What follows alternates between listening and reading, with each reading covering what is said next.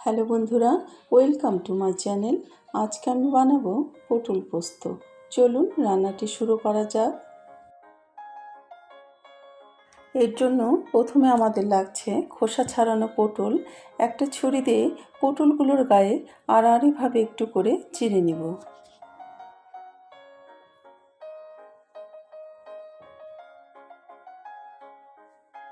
মশলার মধ্যে লাগছে পোস্ত 2 টেবিল চামচ, আদা স্লাইস, কাঁচা লঙ্কা 3টি, সর্ষে 2 টেবিল চামচ। এছাড়া লাগছে নুন 1.5 চামচ, হলুদ 1 চা চামচ, কালো জিরে সামান্য, চিনি 1 চা চামচ এবং 2টি শুকনো লঙ্কা। এখানে পোস্ত, কাঁচা লঙ্কা আর আদা একসাথে বেটে নিয়েছি আর সর্ষে আলাদা করে বেটে নিয়েছি। প্রথমে একটা কড়াইতে সর্ষের তেল দিয়ে গরম করে নিব। তেল গরম হলে এতে পটলগুলো দিয়ে ভেজে নিব।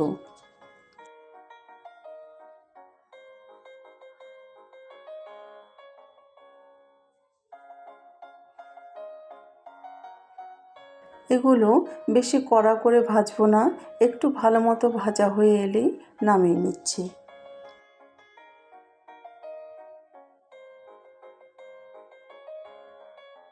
এবার ওই তেলেই ফোড়ন দিচ্ছি শুকনো লঙ্কা।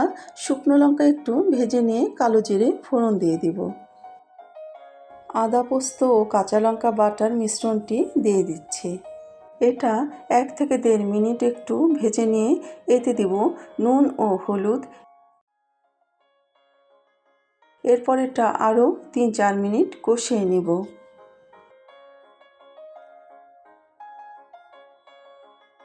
মশলা কষানোর জন্য একটু জল দিয়ে দিচ্ছি। জল দিয়ে আরও 1-1.5 মিনিট কষানোর পর সর্ষে বাটা দিয়ে দিব। এখন এটা আরও 1 মিনিট কষিয়ে নেব।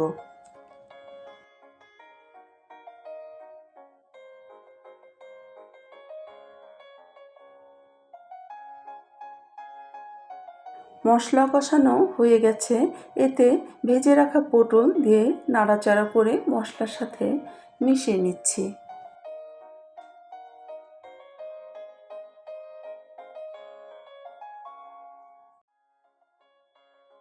অর্ধেক মগ জল দিয়ে দিচ্ছি পটলটা সেদ্ধ হওয়ার জন্য।